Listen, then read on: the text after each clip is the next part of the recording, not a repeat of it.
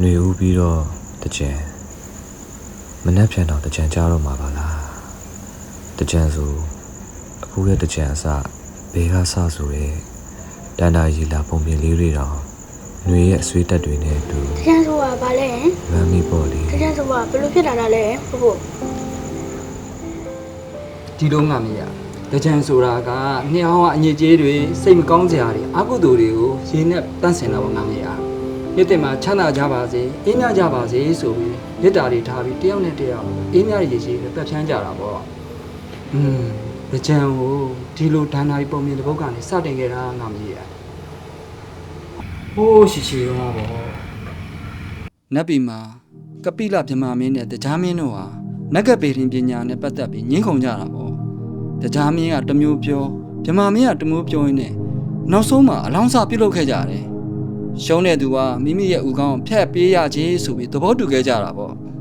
နောက်ဆုံးအဖြေမှန်ကိုတရားမင်းကပြောပြနိုင်ခဲ့တဲ့အတွက်ကပိလဗြဟ္မာမင်းလည်းဂတိအတိုင်းမိမိရဲ့ဥကောင်းကိုဖျက်ပြီးပေးရခဲ့ရတယ်ဒါပေမဲ့ဗြဟ္မာမင်းရဲ့ဥကောင်းဟာတကောအင်မတန်ကြီးမားနေတာကြောင့်မြေယူမှာခြိုင်နေကဘာကြီးတစ်ခုလုံးလောင်ကျွမ်းသွားမယ်သမုတ်တရားတဲ့ချပြန်ရင်လည်းရေတွေခန်းချောက်သွားမယ်မိုးကောင်းငင်မှာပြစ်တင်လိုက်ရင်လည်းမိုးခေါင်ရေရှားဖြစ်သွားမယ်ကွဒါကြောင့်တရားမင်းဟာဒီဘေးအန္တရာယ်တွေကာကွယ်ဖို့အတွက်ဗြဟ္မာမင်းရဲ့သမီးတော်9ပါးကိုခေါ်ယူခဲ့တယ်နတ်သမီး9ပါးကတဦးကိုတစ်နှစ်စီဗြဟ္မာမင်းရဲ့ဥကောင်းတော်ကိုလွှဲပြောင်းကင်ဆောင်ဖို့တာဝန်ပေးရခဲ့တယ်တာဝန်ကျတဲ့နတ်သမီးဟာဥကောင်းတော်အားလွှဲပြောင်းကင်ဆောင်ပြီးတာဝန်ထမ်းဆောင်နေချိန်မှာကျန်တဲ့နတ်သမီးတွေကလည်းဘေးကနေခြံရံပြီးတာဝန်အတူထမ်းဆောင်နေကြတာပေါ့တနည်းပြေလို့အလှည့်ကျတဲ့နတ်သမီးက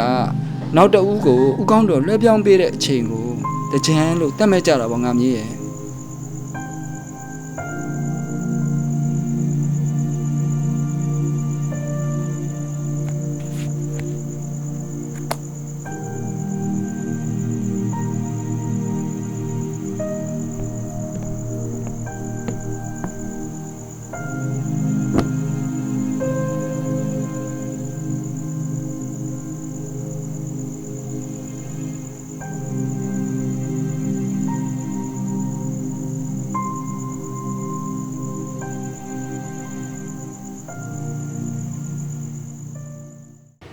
ဖို့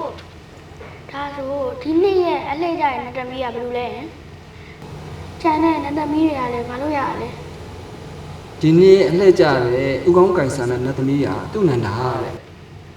သူကကြာရင်းနေနံစီးတော်တွန်းရကိုစီးပြီးဥကောင်းတော်ကိုအမားဖြစ်သူဗုဒ္ဓဝုနတ်သမီးထံကနေလွှဲပြောင်းလက်ခံယူရမှာမြည်ရဲ့ပြီးတော့ကျန်နတ်သမီး6ပါးဟာလည်းဘေးကနေလိုက်ပါပြီးခြံရံပြီးတာဝန်ထမ်းဆောင်ရမှာပေါ့အဲ့ဒီအချိန်မှာပဲအငယ်ဆုံးလေးဖြစ်တဲ့စိတ်နေနတ်သမီးလေးသူဇာတာဟာဒုဗိယတကြံကိုစိတ်ဝင်စားပြီးတွားရောက်လက်ပတ်ချင်တဲ့အတွက်ကြောင့်သူမရဲ့ပန်စင်တဲ့ပန်းတွေကိုစုစည်းကနတ်တို့ရဲ့အစွမ်းနဲ့သူမရဲ့ပုံရောင်တစ်ခုကိုဖန်တီးပြီးလူဗိယတကြံကိုစီးတော့မွေးနေကားနဲ့ကိုဆင်းသွားတာပေါ့